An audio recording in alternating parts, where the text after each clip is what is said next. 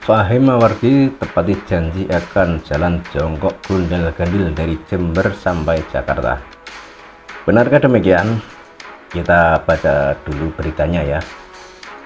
Diliput dari Radar Jember, penyidik Polres Jember telah menetapkan Fahim Mawardi sebagai tersangka kasus dugaan pencabulan dan menahannya.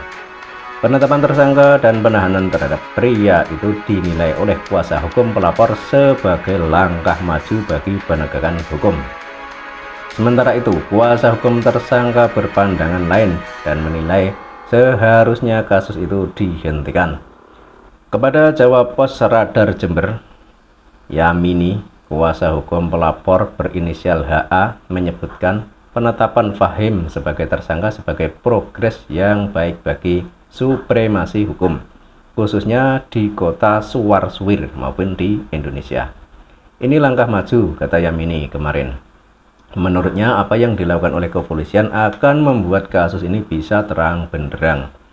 Kepolisian luar biasa menangani kasus ini, sebut Yamini.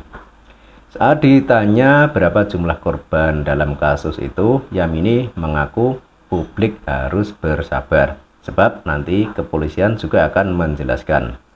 Sabar dulu, itu nanti biar kepolisian, ucapnya sore kemarin. Yamini menyebut dalam mengawal kasus itu pihaknya juga berkomunikasi dengan sejumlah pihak, sehingga pelapor dan saksi terlindungi. Banyak lembaga juga yang mengawal ini, tuturnya. Terpisah, penasihat hukum Fahim Mawardi mengklaim sejauh ini belum diberikan informasi detail oleh kepolisian, baik barang bukti maupun urusan berapa jumlah korban. Fahim dijerat pasal 82 junto pasal 76E Undang-Undang RI nomor 23 tahun 2002 tentang perlindungan anak. Dalam ketentuan itu, setiap orang dilarang melakukan kekerasan atau ancaman kekerasan, memaksa, melakukan tipu muslihat, melakukan serangkaian kebohongan, atau membujuk anak untuk melakukan atau membiarkan dilakukan perbuatan cabul. Dengan dugaan itu, ancaman hukumannya paling lama 15 tahun penjara dan denda paling besar Rp 5 miliar. Kini tersangka telah ditahan di sel Polres Jember setelah diperiksa sebagai tersangka.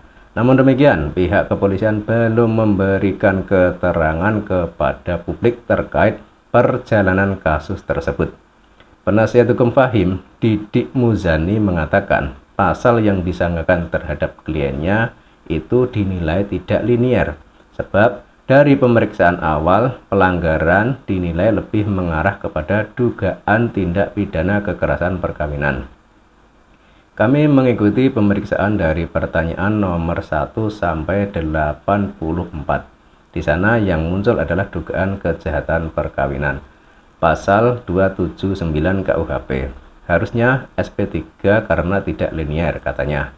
Kejanggalan yang dirasakan oleh dirinya bertambah setelah korban dari sangkaan itu dinilai tidak jelas. Menurutnya, sejauh ini pihak kepolisian belum memberikan transparansi ya tentang korban dari pencabulan tersebut.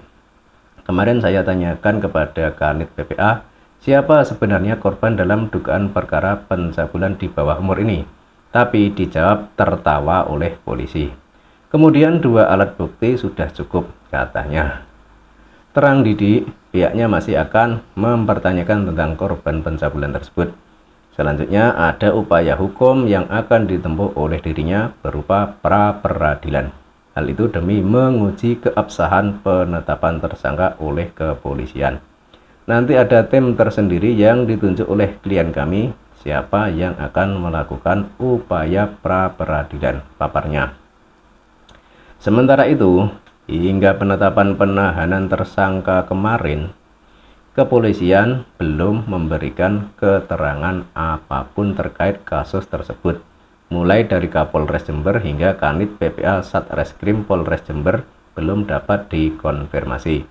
Namun dari pantauan Jawab Pos Radar Jember, Fahim telah ditahan di sel Polres Jember seusai diperiksa. Nah, kalau sudah begini mau bagaimana lagi?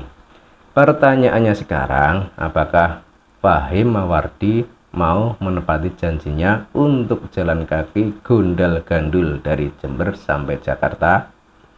Kelihatannya tipis kemungkinan hal itu dilakukan beneran oleh Fahimawardi, sebab dari awal penyidikan saja ia sudah sering menghindar, beberapa kali tidak datang saat harusnya memenuhi panggilan kepolisian. Padahal menurut penyidik, barang bukti ada 2 dan katanya itu sudah cukup. Kalau Fahimawardi benar-benar menjalankan sumpahnya itu, kemungkinan orang akan iba padanya meski tentunya ia mendapat malu setengah mati. Tapi bisa juga dia malah bangga karena berani menjalankan sumpah yang ia ucapkan sendiri itu. Dan predikat yang didapatnya mungkin adalah Ustadz Cabul yang sedang bertaubat. Tapi kalau ternyata ia hanya bohong atau tidak mau menjalankan sumpah yang ia ucapkan sendiri itu, maka predikat yang ia peroleh menjadi Ustadz Cabul yang suka bohong. Jadi apapun yang ia lakukan, setelah proses persidangan selesai dan ia dipenjara, 2 predikat itu sudah menantinya. Tinggal ia mau pilih yang mana, pilih Ustadz Cabul yang sedang bertobat atau predikat sebagai Ustadz Cabul yang suka bohong. Kalau pendapat Anda bagaimana? Silahkan tuliskan komentar di laman komentar. Cukup sekian dan salam waras.